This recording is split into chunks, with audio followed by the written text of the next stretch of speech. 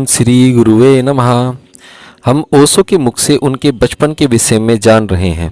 पहले हमने उनके नाना नानी के विषय में जाना, फिर उनके नाना की मृत्यु और नानी की मृत्यु। चलिए आगे प्रारंभ करते हैं। वो अपनी एक नई तीर्थ यात्रा पर निकल पड़े हैं।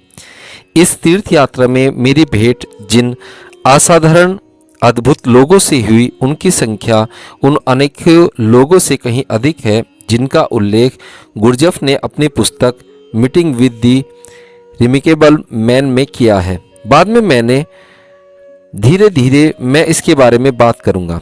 आज मैं एक ऐसे ही अनोखे व्यक्ति के बारे में आपको बताना चाहता हूं।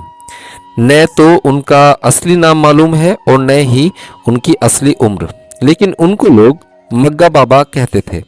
मग्गा यानी एक बड़ा कप। वे अपने हाथ में सदा एक मग्गा रखते थे और उसका उपयोग वे हर काम के लिए करते थे। चाय, दूध और भोजन तो उसमें डाला ही जाता था। इसके अतिरिक्त लोगों द्वारा दिए गए पैसे भी उसमें रखे रहते थे। आवश्यकता अनुसार वे उस मग्गे का उपयोग कर लेते थे। जायदाद के नाम पर उनके पास यही एकमात्र मग्गा था, इसलिए उनको मग्गा बाबा कहा जाता था। बाबा आदर सूचक शब्द है। इसका अर्थ है दादा, अर्थात पिता का पिता। हिंदी में माँ के पिता को नाना कहते हैं और पिता के पिता को बाबा कहा जाता है। मग्गा बाबा इस धरती पर रहने वाले अनोखे व्यक्तियों में से एक थे। चुने हुए लोगों में उनकी गिनती की जा सकती है। जीसस, बुद्ध, लाओ त्से के साथ उनकी गणना की जा सकती है। मैं उनके बचपन या उनके माता पिता के बारे में कुछ नहीं जानता। किसी को नहीं मालूम कि वे कहाँ से आए थे। उस शहर में वे अचानक एक दिन दिखाई दिए थे। वे बोलते नहीं थे। लोग उनसे कई प्रकार के प्रश्न पूछते रहते। या तो वे बस चुप रहते, या अगर लोग उनके पीछे ही पड़ जाते तो वे चिल्ला चिल्लाकर निरर्थक शब्द बोलने लगते। लोग समझते कि वे कोई ऐसी भाषा बोल रहे हैं जिसे ये नहीं जानते। वे भाषा का प्रयोग कतई नहीं कर रहे थे। वे तो केवल अजीब तरह की आवाजें निकाल रहे थे, जैसे हिगलल, हु, गला गला गला गला, ही। फिर वे रुकते और कहते ही। सुनने वाले समझते हैं कि वे पूछ रहे हैं कि क्या तुम समझ सके? तो वे कहते हाँ बाबा, हाँ। तब वे अपने मग्गा को दिखाकर इशारा करते। भारत में इस इशारे का मतलब होता पैसा। पुराने जमाने में जब असली सोने और असली चांदी के रुपये चलते थे, तब से यह इशारा प्रचलित है। लोग रुपयों को जमीन पर फेंककर उसकी आवाज़ से पता लगाते थे कि रुपया असली है या खोटा। असली सोने की आवाज़ अलग ही होती थी। किसी दूसरे सिक्के की आवाज़ वैसी नहीं हो सकती थी। तो मग्गा बाबा एक हाथ में अपने मग्गे को पकड़कर दूसरे हाथ से इशारा करते कि अगर तुम समझ गए हो तो इसमें पैसा डालो, और लोग उन्हें पैसे देते। यह सब देखकर मुझे इतनी हंसी आती कि मेरी आंखों में आंसू आ जाते, क्योंकि असल में उन्होंने कुछ भी नहीं कहा था। उनका पैसे का लालच नहीं था। वे एक आदमी से लेकर दूसरे को दे देते और उनका मग्गा सदा खाली रहता। कभी कभार ही उसमें कुछ रहता था। वह एक मार्ग था। पैसे उसमें आते और चले जाते, भोजन उसमें आता और चला जाता। वह मग्गा खाली का खाली ही रहता। वे उसको सदा साफ करते रहते। मैंने उन्हें सुबह, शाम और दोपहर को उसको साफ करते हुए देखा। मैं तुम लोगों के सामने, तुमसे मेरा मतलब दुनिया से है, यह स्वीकार करना चाहता हूँ कि मैं अकेला व्यक्ति हूँ जिससे वे बातें करते थे, और वह भी जब वे बिल्कुल अकेले होते थे, जब दूसरे लोग वहाँ नहीं होते थे। मैं बहुत रात बीते शायद 2 बजे सुबह उनके पास जाता था, क्योंकि उस समय उनको अकेले पाए जाने की संभावना होती थी। सर्दी की रातों में वे आग के पास अपने पुराने कंबल में लिपटे लेटे रहते। मैं अचानक उनके पास जाकर बैठ जाता और कुछ न बोलता। उन्हें परेशान नहीं करता था। यह एक कारण था कि वे मुझसे बहुत प्रेम करते थे। जब कभी करवट बदलते समय उनकी आँख खुलती तो वो मुझे वहाँ बैठा हुआ देखते तो वे अपने आप बोलने लगते। वे हिंदी भाषी नहीं थे, इसलिए लोग समझते थे कि उनसे बात करना मुश्किल है। लेकिन यह सच नहीं है। वे निश्चित ही हिंदी भाषी नहीं थे, लेकिन वे हिंदी ही नहीं और भी अनेक भाषाएं जानते थे। उससे अधिक तो वे मौन की भाषा जानते थे और प्राय सारा जीवन वे मौन ही रहे। दिन के समय वे किसी से बात नहीं करते थे, लेकिन रात को जब मैं बिल्कुल अकेला होता तो वे मुझसे बोलते थे। उनके कुछ शब्दों को सुनना सौभाग्य था। मग्गा बाबा ने अपने जीवन के बारे में कभी कुछ नहीं कहा, लेकिन जीवन के बारे में उन्होंने बहुत सी बातें बताई। वे पहले व्यक्ति थे जिसने मुझसे कहा कि जीवन जितना दिखाई देता है उससे कहीं अधिक है। उसके बाहरी रूप पर मत जाओ, उसकी गहराई में जाकर उसकी जड़ों तक पहुंचो। वे अचानक बोलने लगते और अचानक रुक जाते। यही उनका ढंग था। उन्हें बोलने के लिए राजी करने का कोई रास्ता नहीं था। अपनी इच्छा से वे कभी बोलते थे, कभी नहीं बोलते थे। किसी प्रश्न का वे उत्तर नहीं देते थे और हम दोनों के बीच का वार्तालाप बिल्कुल गुप्त रहता। इसके बारे में कोई नहीं जानता था। पहली बार मैं उनके बारे में बता रहा हूँ। मैंने बड़े बड़े वक्ताओं को सुना है, उनकी तुलना में ये कुछ भी नहीं थे, लेकिन उनके पास शुद्ध शहद थे। उनके जो शब्द थे वो बिल्कुल शहद की तरह थे, मीठे और पौष्टिक, इतने अर्थपूर्ण। लेकिन उन्होंने मुझसे कहा, जब तक मैं मर न जाऊं तब तक तुम किसी से यह नहीं कहोगे कि मैं तुमसे बातें करता हूं, क्योंकि बहुत से लोग समझते हैं कि मैं बहरा हूं। यह मेरे लिए अच्छा है कि वे ऐसा समझते हैं। बहुत से सोचते हैं कि मैं पागल हूं। जहां तक मेरा सवाल है, यह और भी अच्छा है। बहुत से बौद्धिक लोग यह समझने की कोशिश करते हैं कि मैं क्या कह रहा हूं। मैं तो कुछ भी नहीं कहता, जिब्रिश, ऊट पटांग तथा ऊज फजूल शब्द बोल देता हूं, और उसमें से ये लोग जो अर्थ निकालते हैं उन्हें सुनकर मैं हैरान रह जाता हूं और मैं अपने से कहता हूं कि हे भगवान, जब इन प्रोफेसरों, विद्वानों, पंडितों तथा बौद्धिक लोगों की यह हालत है तो बेचारे जनसाधारण की क्या दशा होगी। मैंने तो कुछ कहा नहीं और फिर भी इन लोगों ने अपनी व्याख्या तैयार कर ली। न जाने क्यों वे मुझसे प्रेम करते थे, शायद अकारण ही। सौभाग्य से मुझे बहुत से अद्भुत लोगों से प्रेम प्राप्त हुआ है और मेरी इस सूची में प्रथम नाम मग्गा बाबा का है। दिन भर लोग उन्हें घेरे रहते। वे सचमुच एक स्वतंत्र व्यक्ति थे, फिर भी वे 1 इंच भी इधर उधर नहीं जा सकते थे, क्योंकि लोग उनको पकड़े रहते।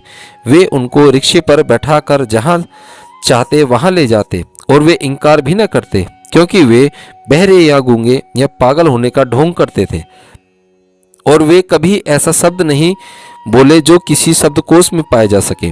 न वे हाँ कहते थे और ना ही ना कहते थे, बस चले जाते थे।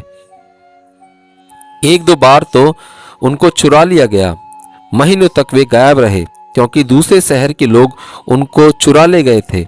जब पुलिस वालों ने उन्हें खोज लिया और उनसे पूछा कि क्या वे वापस जाना चाहते हैं, तो उन्होंने ऊट पटांग कुछ शब्द बोल दिए, जडल फडल सडल। पुलिस वालों ने कहा, यह तो पागल आदमी है, हम अपनी रिपोर्ट में क्या लिखेंगे, जडल सडल पडल, इसका क्या अर्थ है? क्या कोई इसमें कोई अर्थ निकाल सकता है? तो वे उस शहर में तब तक रहे जब तक मूल शहर के लोग उनको दोबारा चुराकर वापस न ले आए। यह मेरा शहर था, जहां पर मैं अपने नाना की मृत्यु के बाद रहता था। मैं तो नियमित रूप से रोज रात को उनके पास जाता था। एक नीम के पेड़ के नीचे वे रहते थे, वहीं रात को वे सोते थे। जब मैं बीमार होता और मेरी नानी मुझे बाहर न जाने देती, तब भी रात को जब वे सो जाती तो मैं चुपके से बाहर निकल जाता। मैं दिन में 1 बार मग्गा बाबा के पास जरूर जाता। मुझे जाना ही पड़ता, क्योंकि उनसे मुझे आध्यात्मिक पौष्टिकता प्राप्त होती थी। जबकि उन्होंने कभी मेरा पथ प्रदर्शन नहीं किया, कोई दिशा निर्देश भी नहीं दिए, फिर भी उनके होने मात्र से, उनकी उपस्थिति से ही मुझे बड़ी सहायता मिली। मेरे भीतर की सुप्त अज्ञात शक्तियों उनकी उपस्थिति से जागृत हो उठी। उनके बारे में तो मैं भी बता नहीं सकता था, ना ही जानता था। मैं मग्गा बाबा का बड़ा कृतज्ञ हूँ। उस समय मैं तो एक छोटा सा बच्चा था और वे केवल मुझसे ही बात करते थे। यह मेरा धन्य भाग था। उनके साथ बिताए गए वे निजी क्षण मेरे लिए बहुत ही मूल्यवान थे, क्योंकि उनसे मेरा अंतर परिपुष्ट हो रहा था और एक प्रकार से वे मेरे लिए जीवनदायी सिद्ध हो रहे थे।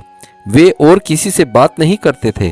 कभी मेरे उनके पास जाने पर अगर कोई दूसरा आदमी उनके पास होता तो वे कुछ ऐसी हरकत करने लगते कि वह वहां से भाग जाता, जैसे कि वे चीजें फेंकने लगते या पागल आदमी की तरह नाचने कूदने लगते। और यह सब आधी रात के समय। यह देखकर कोई भी डर जाता। आखिर आपकी बीवी, 6 बच्चे, नौकर हैं और यह आदमी तो बिल्कुल पागल लगता है। आखिर यह कुछ भी कर सकता है। और जब वह आदमी वहां से चला जाता तो हम दोनों खूब हंसते। इतना मैं और किसी के साथ कभी नहीं हंसा और मैं नहीं सोचता कि इस जीवन में दोबारा कभी ऐसा होगा। और यह मेरा कोई दूसरा जीवन नहीं है। चक्र रुक गया है। हाँ, जो थोड़ा बहुत चल रहा है वह विगत गति से जोर से चल रहा है। उसमें नई ऊर्जा नहीं डाली जा रही। मग्गा बाबा इतने सुंदर थे कि उनकी तुलना किसी और के साथ नहीं कर सकता। वे तो रोमन मूर्तिकार के उत्कृष्ट नमूने थे, उनसे भी बढ़कर, क्योंकि वे इतने जीवंत थे, जीवन से भरे हुए। मुझे नहीं मालूम कि मग्गा बाबा जैसा किसी दूसरे व्यक्ति से मिलना संभव होगा कि नहीं, और मुझे इसकी इच्छा भी नहीं है, क्योंकि एक मग्गा बाबा ही पर्याप्त है। उन्होंने इतनी परितुष्टा कर दिया है कि और पुनरावृत्ति की मुझे फिक्र नहीं है। मुझे अच्छी तरह से मालूम है कि कोई भी उनसे अधिक ऊंचाई पर नहीं जा सकता। जिस दिन मग्गा बाबा हिमालय के लिए रवाना हुए उस दिन पहली बार उन्होंने मुझे बुलाया। रात के समय कोई हमारे घर आया और हमारा दरवाज़ा खटखटाया। मेरे पिताजी ने दरवाज़ा खोला। उस आदमी ने कहा कि मग्गा बाबा ने मुझे बुलाया है। मेरे पिताजी ने आश्चर्य से कहा, मग्गा बाबा? मेरे बेटे से उनका क्या काम है? और वे तो कभी बोलते भी नहीं हैं, तो उन्होंने इसे कैसे बुलाया? ये कैसे हो सकता है? उस आदमी ने कहा, मुझे इससे कोई मतलब नहीं है। मुझे यह संदेश देना था, सो मैंने दे दिया। अगर यह आपके बेटे के लिए है तो मैं क्या कर सकता हूँ? इतना कहकर वह चला गया। मेरे पिताजी ने आधी रात को मुझे उठाकर कहा, बड़ी अजीब बात है, मग्गा बाबा ने तुम्हें बुलाया है, लेकिन वे तो बोलते नहीं हैं। मैं हंस पड़ा, क्योंकि वे मुझसे बोलते थे, लेकिन मैंने यह बात पिताजी को नहीं बताई। उन्होंने आगे कहा, उन्होंने तुम्हें इसी समय आधी रात को बुलाया है। तुम क्या करना चाहते हो? क्या तुम उस पागल आदमी के पास जाना चाहते हो? मैंने कहा, हाँ, मुझे तो जाना ही पड़ेगा। उन्होंने कहा, कभी कभी तो मुझे लगता है कि तुम भी पागल हो। अच्छा, जाओ और बाहर से दरवाजे पर ताला लगा देना, ताकि जब वापस आओ तो मुझे न उठना पड़े। मैं भागा भागा गया। यह पहली बार था जब उन्होंने बुलाया था। जब मैं उनके पास पहुंचा तो मैंने उनसे पूछा, क्या बात है? उन्होंने कहा, यह मेरी अंतिम रात है यहाँ पर। शायद मैं सदा के लिए जा रहा हूँ। तुम अकेले हो जिससे मेरी बात हुई है। माफ़ करना, जिस आदमी को तुम्हारे पास मैंने भेजा उससे अवश्य बोलना पड़ा, लेकिन वह कुछ नहीं जानता। उसे मालूम ही नहीं कि मैं आध्यात्मिक व्यक्ति हूँ। वह एक अजनबी था और मैंने उसे 1 रुपया दिया ताकि वह तुम्हारे घर जाकर मेरे संदेश को तुम्हें दे सके। उन दिनों 1 रुपये का मतलब या मोहरे बहुत मूल्यवान माने जाते थे। 40 साल पहले भारत के एक सोने के रुपये में बड़े आराम से 1 महीने तक जीवन निर्वाह किया जा सकता था। क्या तुम्हें मालूम है कि अंग्रेजी शब्द रूपी हिंदी के रुपया शब्द से बना है? उन्होंने कहा। मैंने उसको 1 रुपया दिया और कहा कि वह तुम्हें संदेश दे दे। रुपया देखकर वह इतना हैरान हो गया कि उसने मेरी ओर देखा भी नहीं। वह अजीब था, मैंने उसे पहले कभी नहीं देखा था। मैंने कहा, मैं भी यही कह सकता हूँ। मैंने भी इस आदमी को इस शहर में कभी नहीं देखा। शायद वह मुसाफिर था, लेकिन उसके बारे में चिंता करने की कोई बात नहीं है। आपको मुझे क्यों बुलाना पड़ा? मग्गा बाबा ने कहा, मैं जा रहा हूँ और तुम्हारे सिवाय और कोई नहीं है जिससे मैं विदा लूं। उन्होंने प्यार से मुझे गले लगाया और मेरा माथा चूमा। विदा कहा और यूं ही बस चले गए। मग्गा बाबा अपने जीवन में कई बार गायब हो चुके थे। लोग उनको ले जाते और वापस भी छोड़ जाते। इसलिए इस बार जब वे गायब हुए तो किसी ने कोई खास ध्यान नहीं दिया। कुछ महीनों के बाद ही लोगों ने ख्याल किया कि मग्गा बाबा सचमुच गायब हो गए हैं, कई महीनों से वापस नहीं आए हैं। उन्होंने उन्हें उन सब जगहों पर खोजना शुरू किया जहां पर वे पहले गए थे, लेकिन किसी को उनके बारे में कुछ पता नहीं चला। उस रात गायब होने से पहले उन्होंने मुझसे कहा, मैं शायद तुम्हें खिलकर फूल बनते न देख सकूं, लेकिन मेरा आशीर्वाद तुम्हारे साथ रहेगा। मेरे लिए वापस आना शायद संभव न होगा। मैं हिमालय जा रहा हूँ।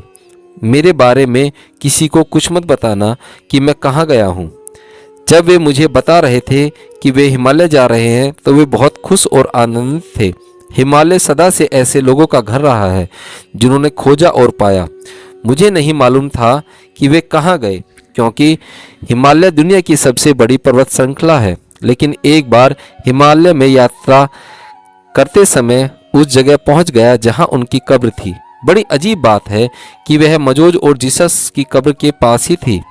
ये दोनों व्यक्ति ही हिमालय में दफन हुए हैं। मैं वहां पर जीसस की कब्र देखने गया था और संयोगवश मुझे मोजेज और मग्गा बाबा की कब्रें भी मिल गईं। मोजेज वहां पर अपने इस खोए हुए कबीलों को खोजते हुए पहुंच गए थे। जीसस भी वहां पर अपनी तथाकथित सूली लगने के बाद गए थे।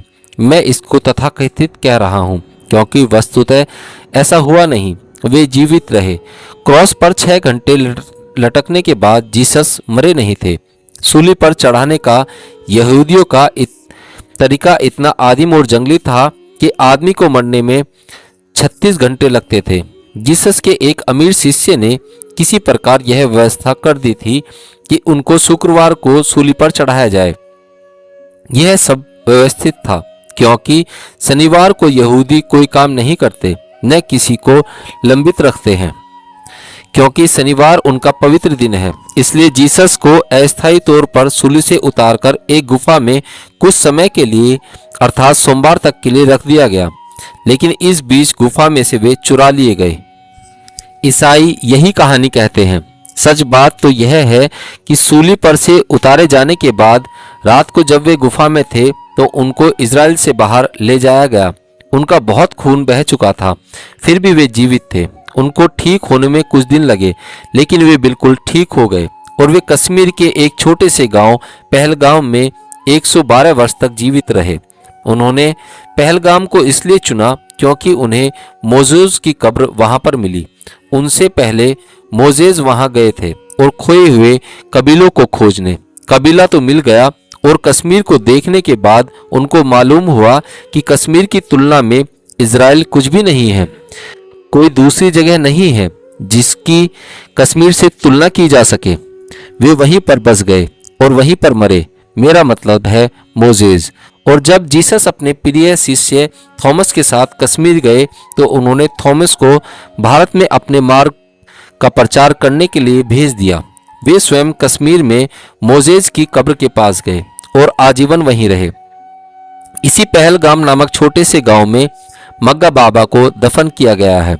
जब मैं पहलगाम में था मुझे उस विचित्र संबंध सूत्र का पता चला जो मोजेज से आरंभ होकर जीसस और मग्गा बाबा के मध्य से मुझ तक पहुंचा। मेरे गांव को छोड़ने से पहले मग्गा बाबा ने मुझे अपना कंबल देते हुए कहा, मेरे पास बस यही एकमात्र चीज है और तुम अकेले हो जिसे मैं यह देना चाहता हूँ। मैंने कहा, वह ठीक है, लेकिन मेरे पिता इस कंबल को घर के अंदर मुझे नहीं ले जाने देंगे। वे हंसे, मैं हंसा और हम दोनों बहुत खुश हुए। उनको भी यह अच्छी तरह से मालूम था कि मेरे पिता इतने गंदे कंबल को घर के बाहर नहीं जाने देंगे, भीतर नहीं ले जाने देंगे। मुझे इस बात का अफसोस है कि मैं उस कंबल को सुरक्षित न रख सका। था तो वह एकदम गंदा और चीथड़े ही थे, लेकिन वह बुद्ध और जीसस जैसे जागृत पुरुष का था। मैं उसे अपने घर नहीं ले जा सका था क्योंकि मेरे पिता कपड़े के व्यापारी थे और वे कपड़े पर बहुत ध्यान देते थे। मुझे अच्छी तरह से मालूम था कि वे मुझे उस कंबल को घर में नहीं रखने देंगे। मैं उसे अपने नानी के घर भी नहीं ले जा सकता था। वे भी उसे घर नहीं लाने देती क्योंकि वे सफाई का बहुत ख्याल रखती थीं। मैंने सफाई की यह सनक उन्हीं से विरासत में पाई है। यह उनकी गलती है, मेरी कोई जिम्मेवारी नहीं है। मैं किसी भी गंदी या इस्तेमाल की गई चीज़ को बर्दाश्त नहीं कर सकता। मैं मजाक में उनसे कहता, आप मुझे बिगाड़ रही हैं, लेकिन यह सच है। उन्होंने हमेशा के लिए मुझे बिगाड़ दिया, लेकिन उसके लिए मैं उनका आभारी हूँ। उन्होंने मुझे स्वच्छता, शुद्धता और सौंदर्य के पक्ष में बिगाड़ा।